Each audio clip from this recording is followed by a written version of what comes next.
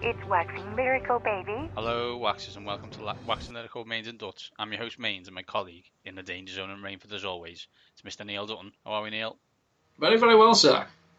Do you know American Pie is 20 years old today? Yeah, you can piss off with that straight away. You know when you regularly now something happens and you go, oh God, and that was today's effort when you looked and you were like, screw you. That would make like Stifler 75 or something. Yeah. Do you know that I did see one little snippet? It was like they had like a reunion, and there was an interview with the cast, and one cast member talked about how when he was given the script, he threw it away because he thought it was nonsense. Yeah, it was the fella who played Kevin, who was the most pointless character in the American Pie saga. Yeah. Up there with Oz. The pair of them just fulfilled no logical purpose. But Kevin was an absolute waste of space. Aside from being Casey Affleck's brother, that's all he brought to the party. It was.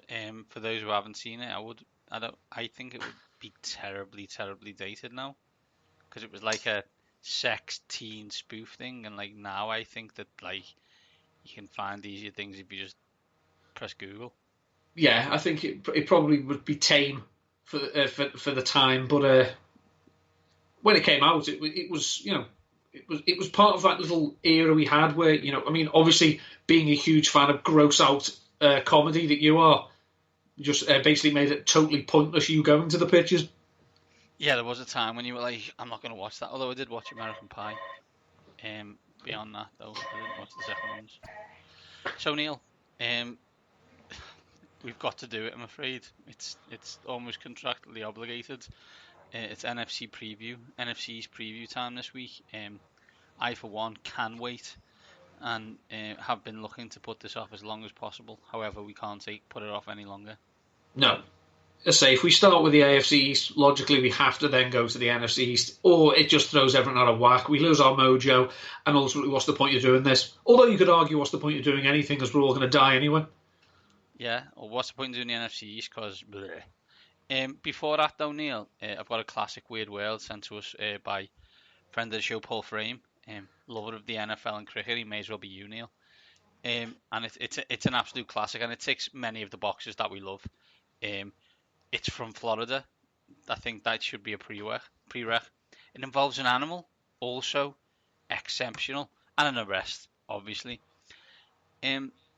What's the weirdest passenger you've ever had in your car, Neil? Don't say me. I'm sure I've had to take an animal to a vet at one point, but I don't think it was particularly weird. It wasn't like a shark or anything. That's stupid. Probably just a guinea pig or something of that ilk. Okay. Man was arrested this week after deputies conducted a traffic stop and found a live alligator in the passenger seat. Anthony Richardson was pulled over in Sulphur Springs, Florida. Investigators located illegal drugs on his person, shock, and prior to searching Richardson's car when he told detectives he had a live alligator on the front seat. When asked if he had an alligator trapping or hunting license, didn't know you could have one of them, but there you go. Richardson stated he did not, and that a friend had given him the gator, which he planned on releasing into the river. Of course, it's not mine, officer. I'm looking after it for a friend. Yeah, I think hypothetically, many of us have tried this with, when cigarettes have been found, or maybe adult viewing matter, but never with a friggin' alligator. Yeah, Gaz gave me it and asked me to look after it. I assumed it was the season review 87-88 one. Yeah, I honestly thought it was the 91 Redskins Americas game. So yeah, I can't beat alligator in a live car. So we'll go from there. As always, if you love Weird World as much as we do during the off season, send them through. I am at Mainsy7, Neil is at Ndulton13, and combined we are at waxing_lyrical. Neil, let's begin with the NFC East preview. As always, let's briefly remind people how we do this. We're going to talk about the changes, ins and outs. One big question for each team.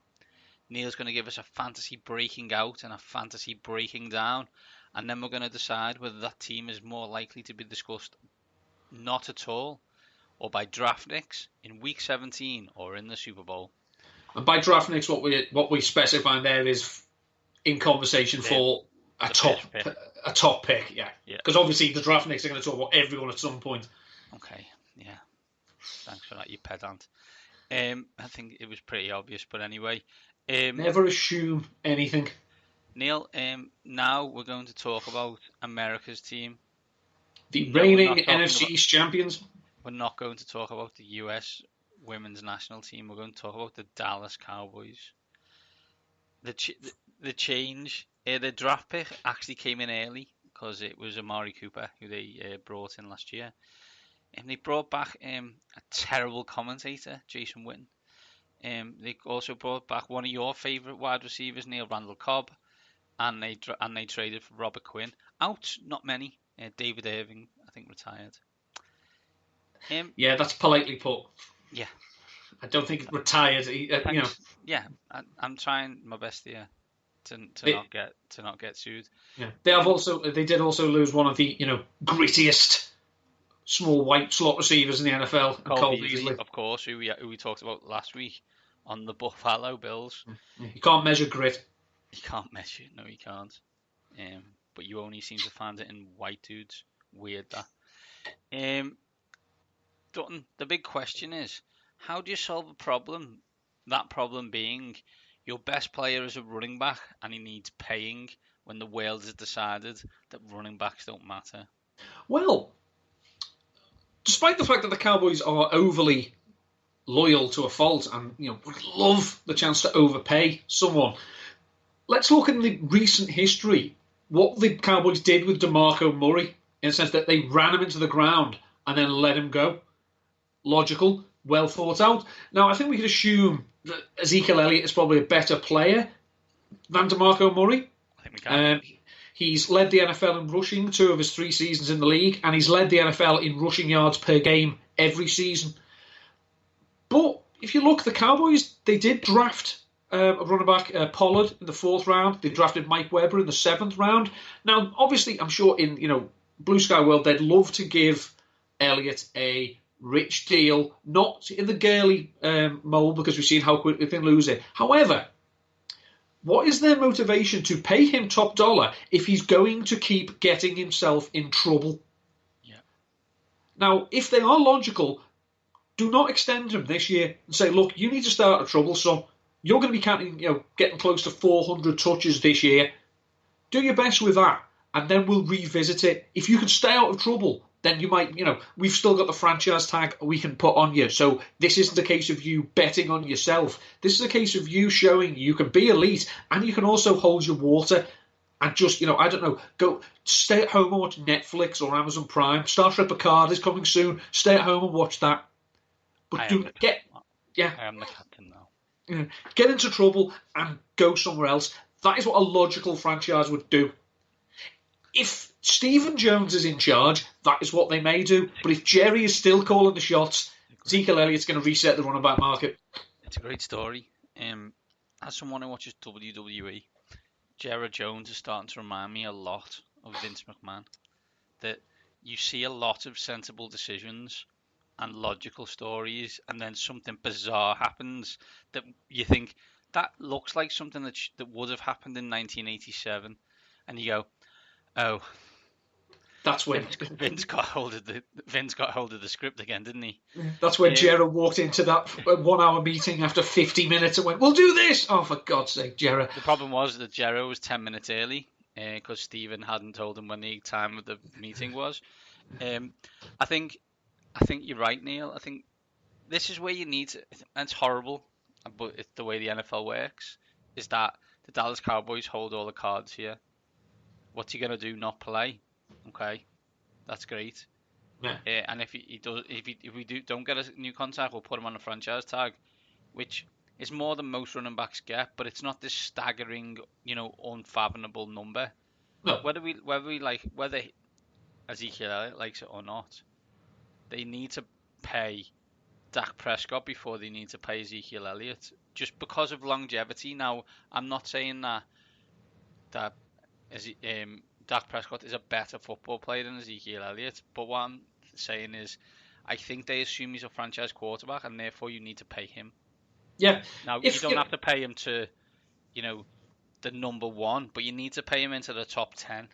Yeah, but they will pay him the number one. In terms of longevity, what they should be looking at, which they won't, because obviously, as we say, what they invested in Elliott and how their offense is built, they should be looking at, while the time they have Dak Prescott, they should cycle through 3 Ezekiel Elliott's. Mm-hmm. Get 4 years out of him in the 3rd year, draft his replacement, then move him on. They're not going to do that because of what they spent on him and how this team is built. It is built around Elliott. But as we saw in the past, when Elliott has not played, his replacements have put up very good numbers as well, whereas Prescott has stayed steady.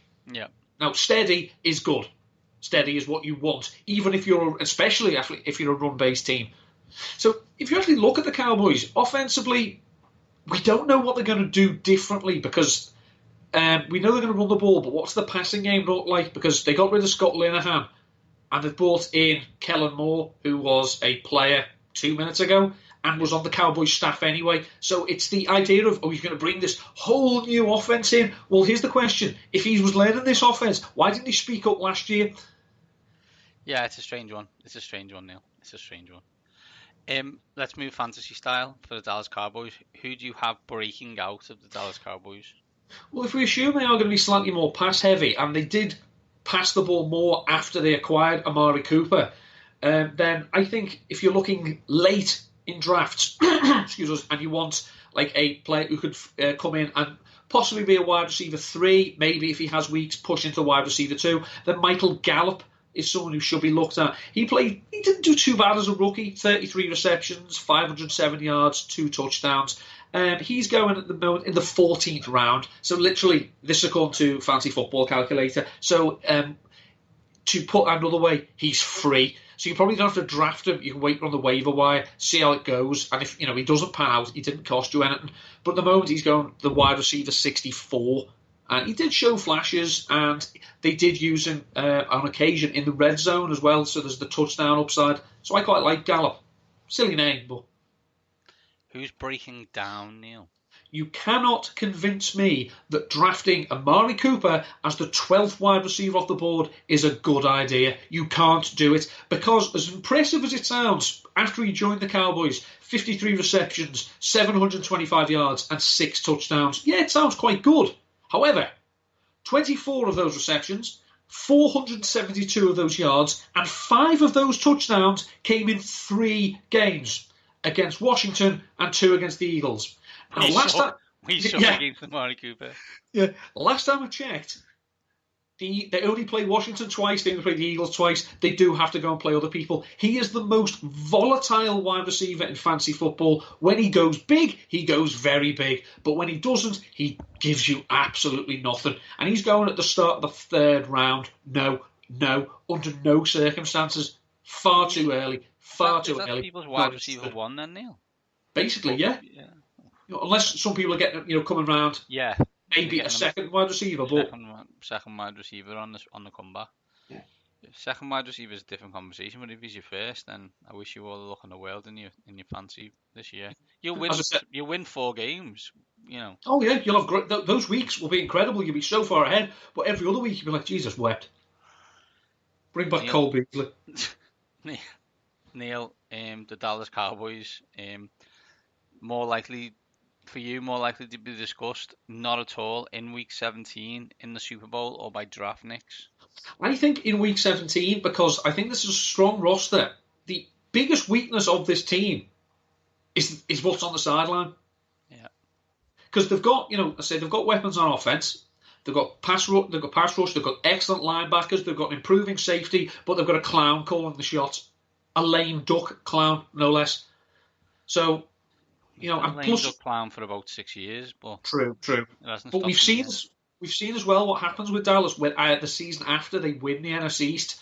That first place schedule doesn't suit them. No, it doesn't, Neil. I suppose win total for them is 8.5.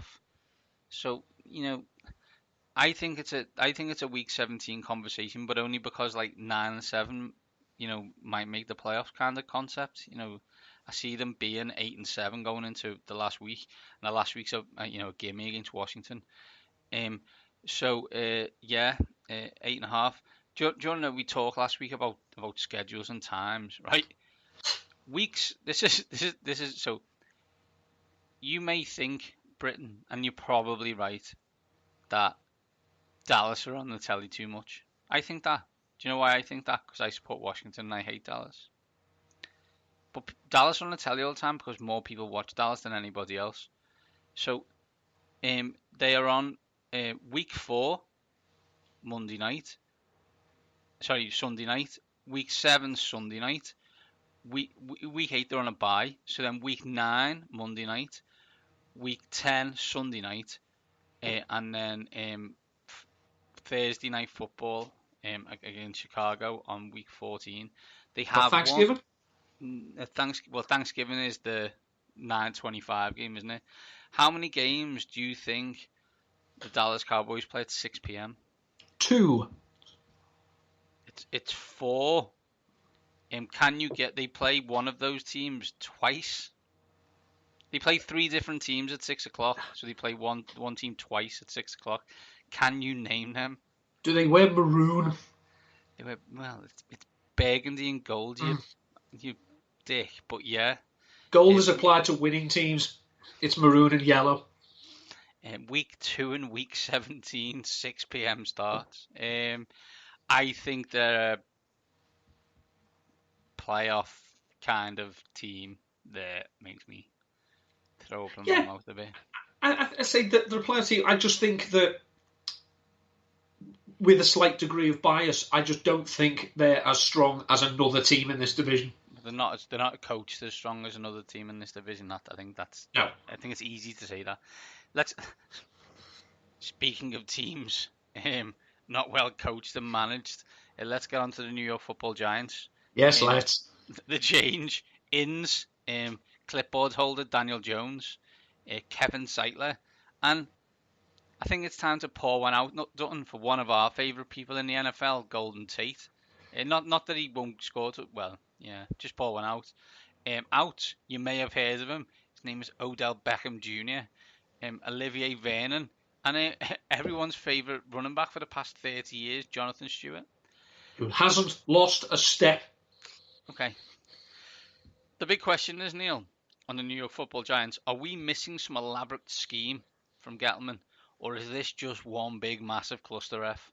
It's pretty much that. It's a outdated, outmoded dinosaur who is determined to impose his antiquated theories of how to build a team and run a team into a 21st century world that prioritises passing, protecting the passer, and giving the passer someone to pass to. But by all means, cure the locker room by trading away one of the best wide receivers in the NFL and spending a first-round pick on a quarterback who has done so well at Duke, that powerhouse, and then spending a second first-round pick on a defensive tackle you're going to have to take off the field for passing downs. Brilliant. This is just, we saw last year that they spent big on one of the worst position groups in the NFL, namely their offensive line. It's still trash. That's two off seasons. It's still garbage. Their defensive line was weakened after they traded away Jason Pierre-Paul. They only had Olivier Vernon. So what do? You trade away Olivier Vernon. But again, the locker room must be fixed. This team will have to win the Super Bowl to prove me wrong in thinking that what they have done and what Gettleman has done as the general manager is one of the biggest self-destruct jobs of all time. This team looks like a joke. It's absolutely criminal, really, Neil. That I don't know. I just don't. If I'm honest, I don't understand what you're trying to do. What's your plan? Oh yeah, I'm gonna fix the locker room, but fix the locker room in terms of losing talent, I don't think is the most sensible thing I've ever seen anyone do. I don't understand what you're trying to do, and it is like one of those ideas which you kind of say a lot. Oh, I'm a young guy, so I don't understand the kids today. So, I'm going to get rid of them. That's kind of what Gettman's done. I don't understand this OBJ with his hair and his, Instagram game and all that. So I'm just going to get rid of him. And you're like, okay. But what I'm going to do, I'm going to then tell everyone that my quarterback is Eli Manning and it will be basically forever. But then I'm also going to draft a first round draft pick in Daniel Jones. And we don't know what Daniel Jones is going to be like. But people who are, do this for a living have suggested that other quarterbacks were better than him. Now, I'm not saying that he won't be good. That's not what I'm saying. But if you're just telling me he strikes me as one, I'm cleverer than you and I'm going to prove it. And you're like, that's great. And you're like, you got to the Super Bowl with the Panthers. But then you decided you didn't want any part of Josh Norman. Cool. But you got worse at that position. Yeah. Like, you got worse there. Now, okay, Josh Norman's a headache, or can be. But then he's been in Washington, where it's dead easy to be a headache. And he's not really been a headache. He's just Josh Norman. Do you know what I mean? He's not he's not an evil person. And it seems that OBJ is not an evil person. He's just someone who likes a bit of attention. Yeah. I mean, but we've seen to a lesser extent, obviously not as exuberant, but just as colourful a personality. You go back to Carolina, Steve Smith. It cost the Carolina Panthers money to cut Steve Smith, but they did it anyway. Because this man thinks, we win by fixing the locker room. No, you don't, dickhead. Because when the locker room is broken, your team is broken, what's going to happen? They're going to moan and gripe in the locker room. So what do? You keep moving them out? It's a joke. Now, the New York Giants, I always look as one of the cornerstone franchises in the NFL. Do you know why I think that? Because they are. They have a history of class, a history of, stability. This dickhead is making them a laughingstock. And it's just people mock Bill Belichick for, how little he gives away. If you've got nothing to say that is going to benefit you, don't say it. So coming out and saying, I know for a fact 2 teams would have taken Daniel Jones before us, bollocks, you cannot prove that. It's not a fact. So not only are you a terrible general manager, you can't even work the English language. Unless you have evidence, that is not a fact. Yeah, it's a bad move. It's a bad statement, and I think there's bad times ahead for the New York Giants. On a fancy side, Neil, is anyone breaking out of the Giants? Well, there's no one terribly exciting, but Sterling Shepard at the moment is going in the 8th round. He's the wide receiver 35. Now, in games without Odell Beckham, he's not done too bad. He's at 13. He averages 13 PPR points per game. He's seen 8 targets, 5 receptions, 67 yards, and 0.2 touchdowns per game. Compare this when Beckham has been in the lineup. It's about 6 targets, 4 receptions for less than 50 yards. His touchdown rate is slightly higher. Interestingly, if you look at the first 3 years of Sterling Shepard's career, he actually comes quite closely to Stephon Diggs. And bear in mind that Diggs has probably had better quarterback play for those first 3 years. Shepard's got 190 receptions for 2,286 yards and 14 TDs. Stephon Diggs is 200, 2,472 and 15. So I don't think he's a terrible player. If you're looking at the Giants passing game, you're looking for depth. So you're going to be looking late in the draft.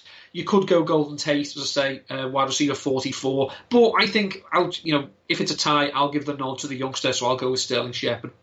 Who's breaking down, Neil? Now remember, I don't hate the players per se.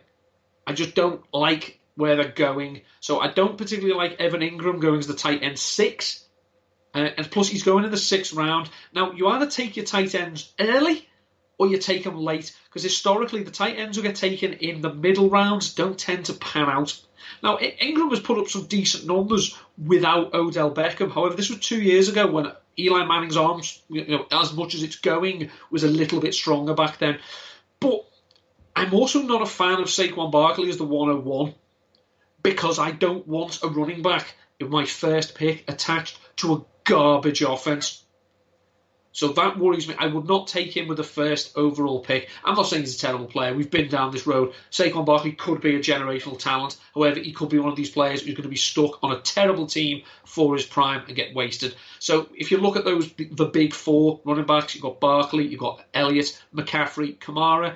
I would probably take Elliott and McCaffrey ahead of Barkley if I had the first overall pick. New York Football Giants done more likely to be discussed by draftniks in Week 17 in the Super Bowl or not at all? If they are lucky and things break right for them, not at all. However, let's be realistic. I'm going to be talking about draftniks, especially if Daniel Jones gets to see playing time and is terrible. They're going to have a high draft pick again, and there'll be speculation that they'll do what Arizona did, maybe. Do you expect Daniel Jones to play this year? Logically, you've got a veteran quarterback who is declining and you've spent a first-round pick. First-round pick quarterbacks do not sit. Patrick Mahomes did. Yeah, this is why we get outliers. Patrick Mahomes sat behind a quarterback who was still productive and still playing at a high level. He played his best season ever. Exactly. Yeah. Now, are we saying that this type of competition is going to inspire Eli Manning? No. So I would expect Jones to play. It's just a question of when. But the Giants don't want to upset Eli, so who knows? Yeah, he won 2 Super Bowls. You can't take that away from him, but you can't allow that to affect your franchise for the next 5 to 10 years. Yeah, I say the second of those Super Bowls was 8 years ago. Yeah, and that was the last time they made the playoffs once since, right? Once since. Win total 6.5. They've had 6 wins or fewer in 4 of the last 5 seasons. I'll be honest, this is the 3rd worst win total in the division, and it stunned me that it's not the worst. But there you go.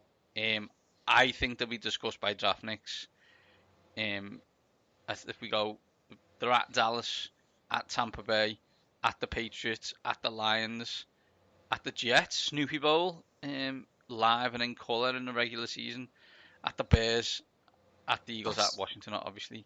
That could be 0-8. Play Green Bay, also play Minnesota, obviously Dallas. They play the Dolphins. So that 2 teams desperately trying to lose. 4 or 5 wins maybe. I think they're the worst team in the division, and as you well know, Neil, I am never high on my own team. So to suggest that a team is worse than them is a big ask for me. Absolutely. Let's get on to your Philadelphia Eagles. As I remember, Neil, let's keep this down to an hour, please. Changes, you should tell me, but I've got Andre Dillard, Malik Jackson, Jordan Howard. I believe this year he's going to be able to catch out the backfield. And Deshaun Jackson, look forward to his 5 catches for 300 yards and 3 scores against Washington. Out, Michael Bennett, a guy called Nick Foles, don't know if you've heard of him, and legend Chris Long. So my big question, Neil, you can tell it's mine and everyone else will. Who takes the Eagles to the playoffs when Wentz gets injured this season? No? Any takers? It's well left, Neil. It's well left. Back to the bowl. Let's turn around bowl it again. What stops the Philadelphia Eagles being one of the top 3 seeds in the NFC? It's a tough thing to say because, all jokes aside, the one thing that can derail this team is quarterback health. This offense is more talented than the roster that won the Super Bowl. Because you think, who was the deep threat in that team? Torrey Smith. I'll take Deshaun Jackson. Who was the backup tight end in that team? Brent Selleck. I'll take Dallas Goedert. Who were the running backs? LeGarrette Blount, then Jay Ajayi. I'll probably take Jordan Howard and Miles Sanders with, Corey Clement and, Wendell Smallwood sprinkled in. It's ridiculously talented. And as much as Wentz was criticised last year because the offense had no vertical element, we talked at length about it. It was boring to watch at times. Incredible. Carson Wentz last year had a 102.2 quarterback rating and completed 69.6% of his passes. They were the best figures for a third-year quarterback in NFL history. He was coming off a torn ACL and a broken bone in his back. No wide receiver had more than 65 receptions, and no running back averaged more than 4.3 yards per carry. Those stats courtesy of Warren Sharp. Carson Wentz was bloody good last year in an offense that was hamstringing him. And I just think he's got so many more pieces. It's such a multifaceted offense. The defense, yeah, there's question marks about the secondary. Ho-hum, there's always been. I'm going to say that would be my thing, Neil. Right? Let's just be honest. The position group that wins or loses this team is the defensive line. If the defensive line plays as well as it can do with the players it has on show, then no one's particularly bothered that me, you, Chal, are bloody in the cornerback room. Do you know? It doesn't make the blindest bit of difference because the quarterbacks won't have any time to throw. If, however, the quarterbacks have time to throw, oh look, who did you struggle against when Amari Cooper was there? Dallas. They're a run team who are good at O-line. And look, he didn't get to the quarterback, and Amari Cooper went off. Yeah. So that's the only thing that stops this team is that for me. Yeah, and as you say, it's called a secondary for a reason.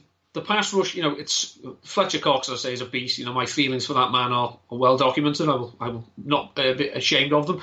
They brought Jernigan back on a more reasonable contract, probably in a sense of, we probably booed giving you that bigger one. Got Malik Jackson as well, as you say. So the rotation at defensive tackle is there. Now they've lost Chris Long, lost Michael Bennett. They are expecting big things from Derek Barnett. Brandon Graham still there. It's a scary-looking defence. The weakness, as you say, is on the backside. And probably at linebacker, aside from Nigel Bradham. But if the front, and we know Jim Schwartz, he doesn't like to blitz. He wants the front four to sort out. If they can't get home, then they could be picked apart. But it's the Eagles will score a lot of points, and I don't foresee them being in too many positions where they're going to. I don't think they'll have many games where the other team, the quarterback, has stayed completely clean. Oh no, that would stun me. I'm just looking at the schedule, Neil. At Atlanta, just trying to look at games where it may be the case. At Green Bay, the opposite of that would be Minnesota. You play the Patriots, although that is in Philadelphia. Apart from that, not exactly this stellar cast of offensive line, so it may not be an issue until the playoffs. Who's breaking out, Neil? Well, breaking out, the obvious choice is the Eagles have this many players to choose from, but I like Miles Sanders just because I honestly don't think, from a talent point of view, that Jordan Howard is better than him. The idea that Jordan Howard is suddenly going to become a bigger part of the receiving game. Yeah, that's what they said in Chicago. And while he caught a career high, number of percentage of his passes, it still wasn't great. He's not got much. He's on the last year of his contract. I think Miles Sanders, to begin with, could offer something as a pass catcher, but then he'll slowly start to eat in to Jordan Howard's carries. And by the end of the season, I expect Sanders to be the lead back. Now, people will say, but Doug Peterson's never had a bell cow back. He's always had a committee. Really? Let's look at the Hall of Fame running backs that Doug Peterson has had since 2016, and you tell me why he didn't hitch his wagon to one of them for 20 carries every week. Ryan Matthews, LeGarrette Blount, Wendell Smallwood, Josh Adams, Jay Ajayi, Corey Clement. These aren't people you want to be making the backbone of your offense. Miles Sanders is the most talented back they've had, and I expect him to deliver on a current price tag of running back 35. So, Neil, I like Jordan Howard's a very good player, but you need to just quickly explain to me something. Has he had off-season surgery, i.e., to replace the brick hands he's got now with real catcher's hands?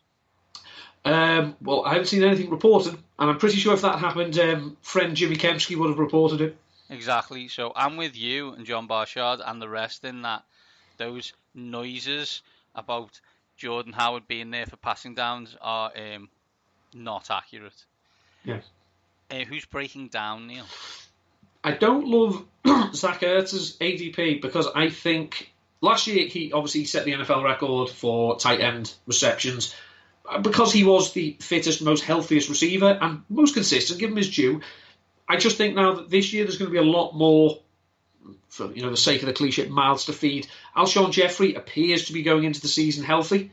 They've got Deshaun Jackson. Nelson Aguilar's playing at his last year of his deal. There's JJ Arcega-Whiteside, who's come in. There's Dallas Goedert, who is an absolute beast, who everyone loves. So they're talking about getting him more involved. The Eagles may be better at running the ball. So the chances of Ertz getting 100 receptions, again, are practically zero. And he's getting taken in the third round. And I just don't see the upside of taking him at that position. Is he still going to be one of the top scoring tight ends? Probably, because he's very, very good in the red zone. But if you're taking him there, you're bypassing some quality wide receivers, probably some decent running backs. And I just think, given how much I expect him to drop off, I don't like the price tag. Easy question, Neil. More likely to be discussed by draftniks in Week 17 in the Super Bowl, or not at all? Super Bowl.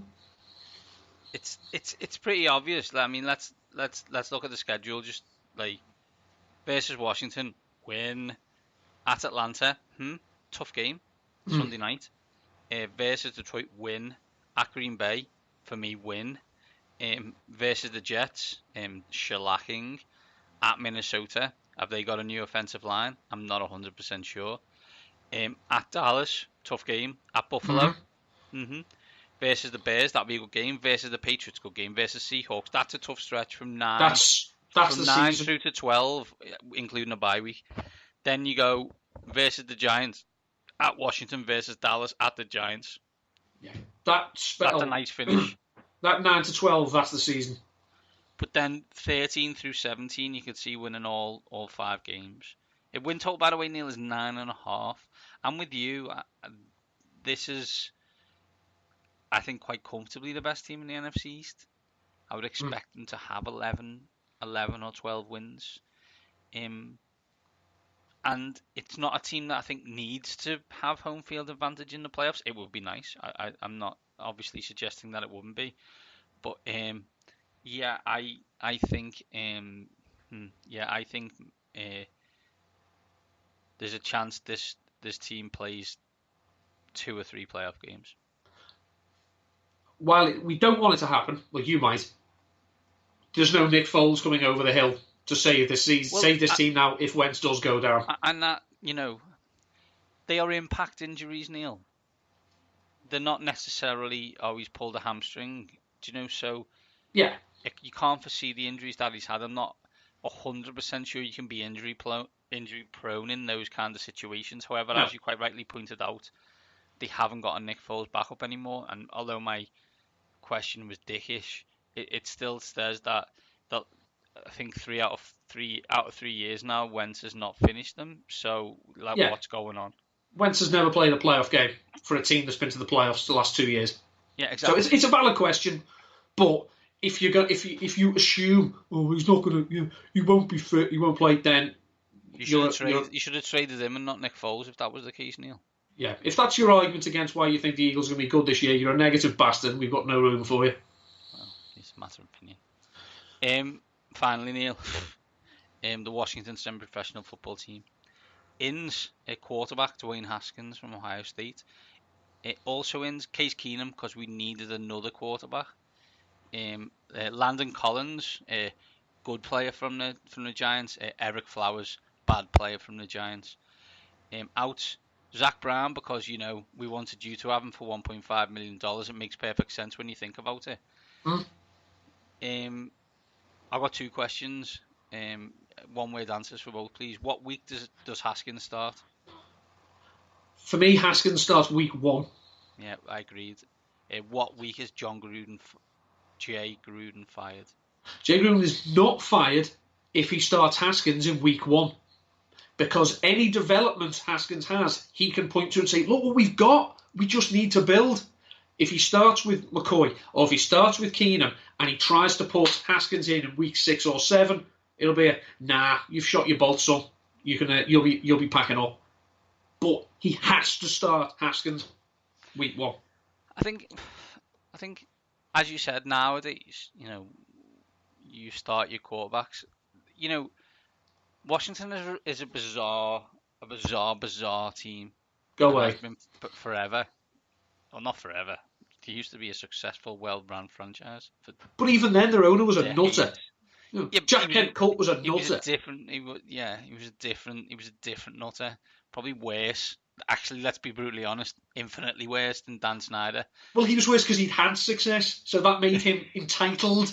Yeah, entitled's a good word for racist.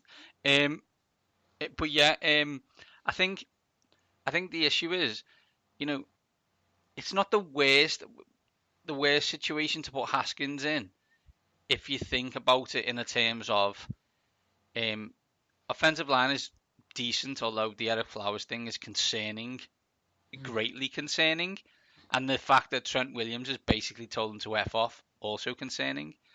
But if we skip over two small matters, dump off, i.e. the short to intermediate stuff with Washington could be okay.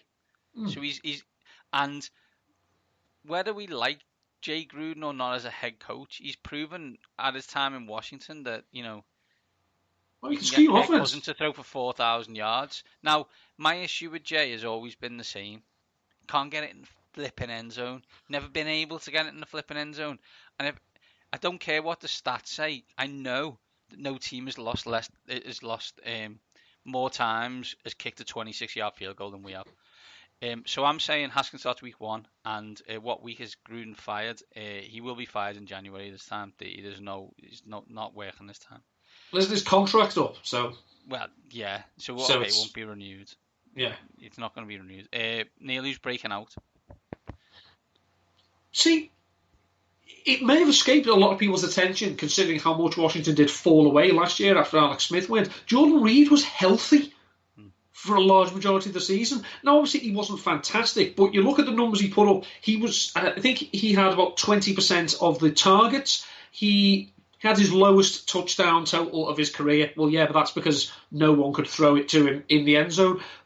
But you have to tell me, even if a rookie does start, Jordan Reed is currently the tight end 20 in terms of ADP.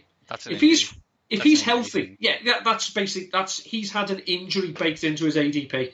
Yeah. I think he's one of those that if you pick him up late, 14th round, again, it's ridiculously late. So I'm not saying if you may already take a tight end, you may want to take another one. Where he's going is criminally undervalued. Now, I'm not saying, again, like Zach Ertz, I'm not saying he's going to be one of the top tight ends. But for someone who could give you that weekly upside, especially with a rookie, there's another truism, that a rookie quarterback's best friend is his tight end. It's, as you say, it's that short to intermediate area. That's where Jordan Reed patrols. It's where Chris Thompson patrols. Yeah. Trey Quinn, maybe. He's not going to score a lot of touchdowns, but he might lead the team in receptions. There's an awful lot of cheap players to be got from Washington. They're just not players you want to rush out and get.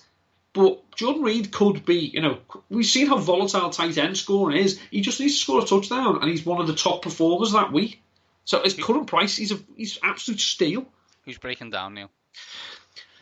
People are taking Darius Geis in the 6th round as the 30th running back off the board. Now, Darius Geis, coming out of LSU, was obviously ridiculously talented. However, he's had 3 surgeries on his ACL.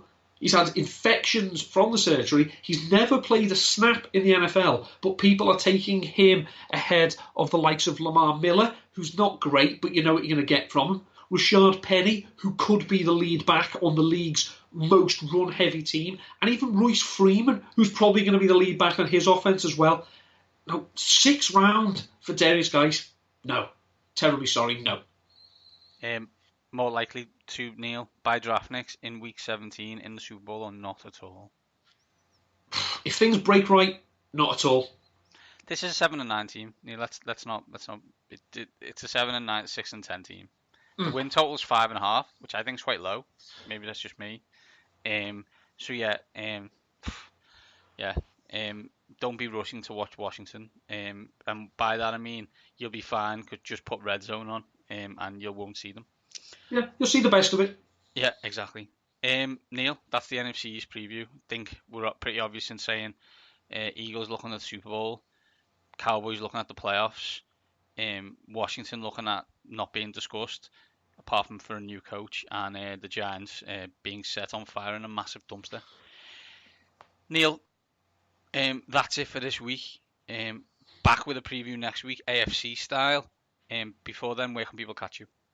That's me on the Twitter at ndutton13. This week I wrote an article for Numberfire about why drafting Jarvis Landry is a trap, and also why, in terms of late round quarterbacks, we shouldn't be forgetting about Marcus Mariota. That's on RotoViz. Awesome. I'm at Mandy7. No stuff from me on the internet at the moment. And that from us is out, and we will see you next week. Top guys are out.